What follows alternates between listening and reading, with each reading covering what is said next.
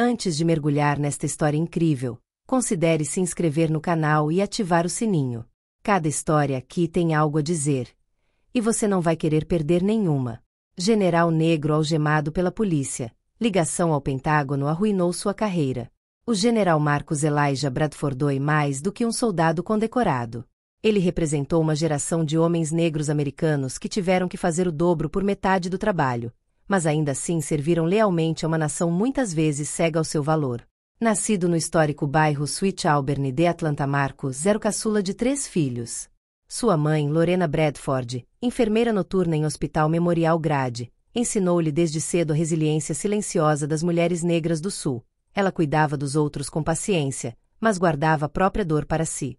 Seu pai, reverendo Elijah Bradford Sr., um ex-fuzileiro naval condecorado no Vietnã que se tornou pastor batista, personificava o rigor moral e a disciplina militar. Foi nessa dupla escola, a da compaixão e da firmeza, que Marcos se formou, entre sermões dominicais e refeições econômicas à mesa da família, onde se falava tanto de Malcolm X quanto de Martin Luther King. Na adolescência, Marcos não sonhava com a fama. Ele só queria provar que merecia ser visto, respeitado e ouvido. Aos 15 anos, já se destacava no time de debate do ensino médio, era capitão do time de futebol americano e membro do Conselho de Comissários do Povo, Roth Jr. Lia Sanzu e James Baldwin como igual avidez. Seu treinador disse sobre ele: esse menino tem a calma de um velho e a raiva de um profeta. Aos 17 anos, recebeu uma bolsa de estudos para Ponto Oeste, a Academia Militar dos Estados Unidos. Ao chegar, ele era um dos poucos cadetes negros de sua turma. Lá, ele carregou o peso de um legado que não havia escolhido, olhares desconfiados, comentários sobre sua sorte de ter sido admitido, tentativas de marginalizá-lo em grupos de estudo. Mas Marcos nunca reagiu com raiva. Ele reagiu com excelência. Acaba terceiro da sua turma, especializado em estratégia militar e geopolítica. Rapidamente se destacou por sua capacidade de ler o terreno humano tanto quanto o terreno militar. No Iraque, seus soldados disseram que ele lia os silêncios das aldeias melhor do que os relatórios de satélite. No Afeganistão, foi ferido ao salvar um grupo de soldados presos sob fogo inimigo, ato pelo qual recebeu a condecoração Estrela de Prata na Somália. Ele se recusou a ordenar um ataque em uma área civil, preferindo negociar a evacuação dos reféns, o que lhe rendeu a inimizade de alguns superiores, mas o respeito de ONGs. Ao longo dos anos, Marcos tornou-se uma lenda silenciosa nos círculos militares. Ele não era de falar alto, mas quando fazia, até os generais se calavam. Ele foi nomeado consultor estratégico no Conselho de Segurança Nacional sob 2 presidentes, um republicano e outro democrata. Seus conselhos eram procurados nos momentos mais críticos, e sua palavra frequentemente fazia diferença. Aos 52 anos obteve seu 4ª estrela, tornando-se um dos poucos afro-americanos a atingir esse posto na história das Forças Armadas Americanas. O presidente em exercício, durante um jantar oficial, chegou a dizer a um senador: Bradford seria um excelente chefe de gabinete. Ele tem a cabeça fria e o coração sincero. Mas a América nem sempre recompensa seus heróis negros da mesma maneira. Numa fria manhã de outubro, Marcos, agora um general de 4 estrelas, levantou-se antes do amanhecer, como de costume. Cumprimentou a esposa Janelle, ainda dormindo, vestiu um velho moletom cinza e uma calça de moletom preta e tirou a guia de Atlas, seu fiel labrador bege de 11 anos, também veterano de bases militares. Ele saiu para as ruas pacíficas de Arlington, Virgínia, um bairro residencial rico, predominantemente branco, onde ele viveu por 12 anos. Ele adorava essa rotina. O ar fresco da manhã, as ruas silenciosas, as folhas de outono estalando sob seus pés. Era o único momento do dia em que ele não era um general, um símbolo, um alvo. Apenas um homem, um cachorro e a paz e o sossego. Mas naquela manhã, enquanto caminhava pela calçada perto do parque da cidade, uma ligação anônima para o 911 relatou um homem negro suspeito vestindo um moletom, espreitava por aí, olhando as casas. 2 jovens policiais levaram apenas 5 minutos para. Dean Whitaker e Evan Colley chegam ao local. Eles viram Marcos na esquina, caminhando calmamente com Atlas, e sem pedir explicação, sacaram suas armas. Mãos para cima. Marcos parou abruptamente, ofegante, enquanto Atlas latia nervosamente. Ele levantou as mãos lentamente, tentando manter a calma, o controle. Ele tinha visto essas cenas na mídia. Sabia o que poderia acontecer. Tentou falar. Sou o General Marcus Bradford. Tenho meu distintivo no bolso de trás. Moro aqui. Mas antes que ele pudesse terminar a frase, um dos policiais de repente deu um passo à frente, jogou-o contra a viatura, torceu seu braço e o algemou. Atlas gemeu. Um vizinho, que presenciou a cena, começou a filmar com o celular da varanda. O vídeo mostra Marcus protestando pacificamente, algemado e olhando calmamente para a câmera. Você está preso por invasão suspeita, disse um dos policiais. Então, pela primeira vez em sua carreira, Marcus decidiu falar. Ele contatou o CBS News. Em uma entrevista exclusiva com o jornalista Elise Montgomery, ele relatou tudo. Sem acrimônia, mas com precisão militar. Descreveu a prisão, as mãos no carro, o olhar dos agentes, os latidos de Atlas. Depois, falou do Pentágono. As ligações ignoradas. O comunicado absurdo. A hipocrisia de uma nação que quer um soldado negro, mas não um líder negro. A reportagem foi ao ar numa noite de domingo, no horário nobre. Milhões de americanos assistiram, alguns em lágrimas, outros em negação.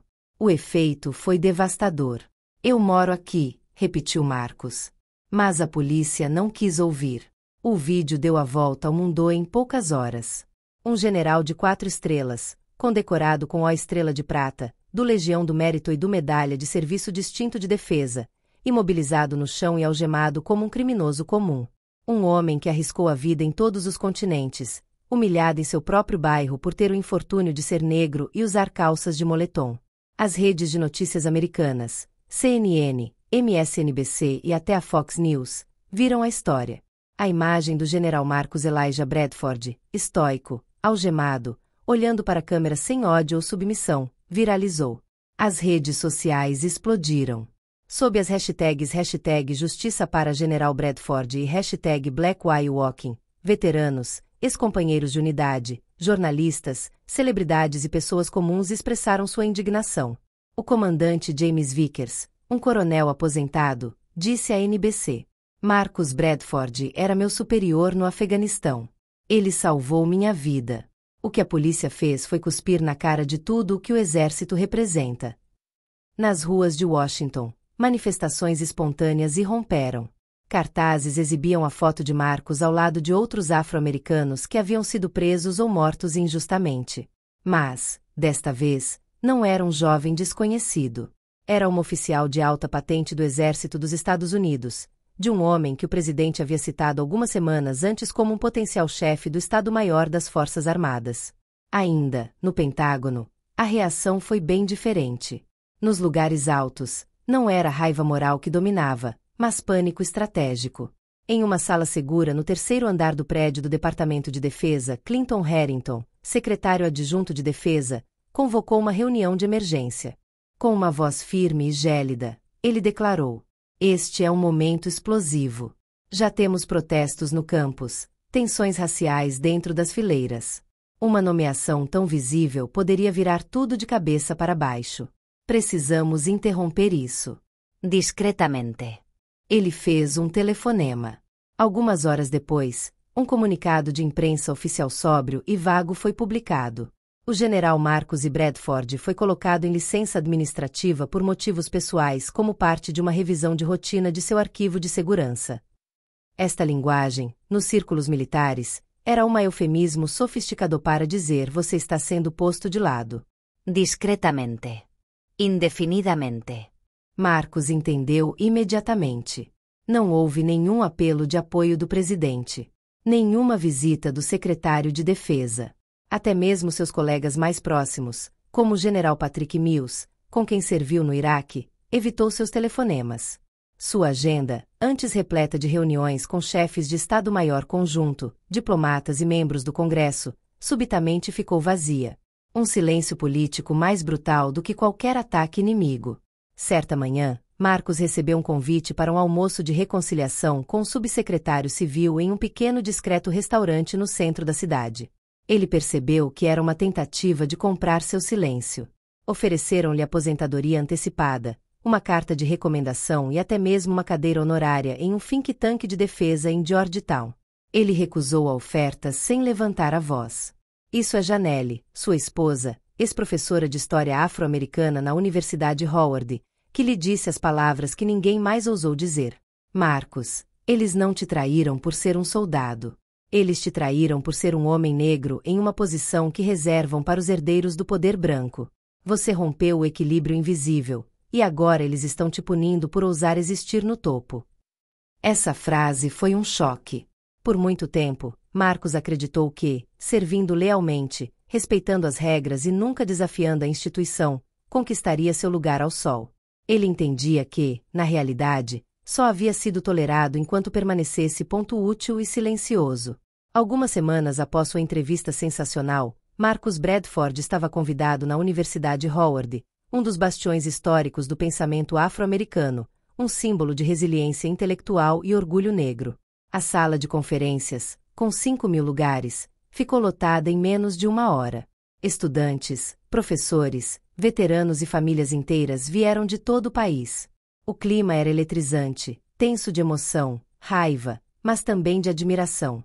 Quando Marcos subiu ao palco, vestido simplesmente com um terno escuro, foi recebido por uma ovação de pé de quase 10 minutos. Lágrimas escorriam pelos rostos. Alguns gritavam seu nome. Outros seguravam cartazes: um soldado nunca desiste. A América precisa se enfrentar. Então houve silêncio. Ele falou, seu tom grave, cada palavra pesava como uma nota em uma marcha fúnebre. Servi este país em silêncio por 36 anos. Comandei homens sob fogo, enterrei camaradas, abracei mães em prantos. Ingenuamente, acreditei que minha lealdade, minha honra, minha disciplina me protegeriam. Mas um simples passeio com meu cachorro foi o suficiente para que eu me tornasse, aos olhos deste país, um homem negro suspeito novamente. Só isso. Um homem negro no bairro errado. Não é um herói. Não é um general. Um perigo a ser neutralizado. E se isso pode acontecer comigo, o que pode acontecer com qualquer um de vocês? O silêncio foi quebrado por soluços. Depois, outra ovação. De pé. Gritos. Chorosos. O discurso, filmado ao vivo, foi compartilhado por milhões de vezes em menos de 24 horas. As palavras de Marcos viraram slogans em placas, camisetas e grafites nos muros da cidade. Eu não sou um símbolo. Sou um homem negro que foi apagado. Un onda nacional se levantaram. Manifestações foram organizadas em várias cidades por associações de veteranos negros. Permaneceu discreto por muito tempo. Em Los Angeles, Atlanta, Baltimore e Chicago, reuniões de soldados uniformizados, com os punhos erguidos, prestaram homenagem a Marcus Bradford. Do ex-oficiais brancos, incluindo o general aposentado Douglas Reiner, publicou uma carta aberta em Washington Post. Eles denunciaram a discriminação sistêmica dentro do exército e descreveram a demissão de Bradford como uma grave falha moral. Então veio o golpe de misericórdia da mídia, uma investigação jornalística probo que o telefonema ao Pentágono, aquele que precipitou a suspensão de Marcos, tinha sido de facto feito por Clinton Harrington ele mesmo. Pior ainda, documentos internos, recuperados por denunciantes, provaram que uma estratégia de desqualificação silenciosa havia sido implementada. Autoridades haviam explicitamente levantado temor de polarização racial caso Marcos fosse nomeado chefe de gabinete. Um memorando de um assessor sênior falava em evitar a reação conservadora a uma figura negra de destaque no topo da hierarquia. O escândalo estourou no Congresso. Audiências foram convocadas. Famílias de jovens soldados, especialmente negros e latinos, exigiram explicações. A mídia exacerbou as desigualdades em nomeações, promoções e punições. Diante da dimensão do tumulto, o próprio presidente ordenou uma investigação independente sobre práticas discriminatórias dentro do Departamento de Defesa. Clinton Harrington renunciou sob pressão, cabeça baixa, sem desculpas. Os 2 policiais os responsáveis pela prisão foram suspensos, mas o promotor local, relutante, recusou-se a processar. Essa rejeição provocou uma nova onda de indignação. Algumas semanas depois, sob pressão popular, o cargo de chefe de gabinete foi novamente oferecido a Marcus Bradford, desta vez, com pedidos oficiais de desculpas e apoio público. Mas ele recusou, sem raiva ou arrogância. Respondeu simplesmente: Não quero uma vitória simbólica para acalmar uma tempestade. Quero uma mudança estrutural real e duradoura. Em seguida, ele anunciou a criação da Fundação Atlas, em homenagem ao seu cão que se tornou um símbolo apesar de si mesmo. A organização estabeleceu como missão combater o racismo institucional nas Forças Armadas. Na aplicação da lei e nos serviços de segurança, ela ofereceu bolsas de estudo para jovens recrutas de minorias, financiou pesquisas sobre discriminação sistêmica e organizou campanhas de treinamento em academias militares. Em 2031, Marcos publicou sua autobiografia, intitulada Algemado como Exemplo, Memórias de um Soldado Negro na América.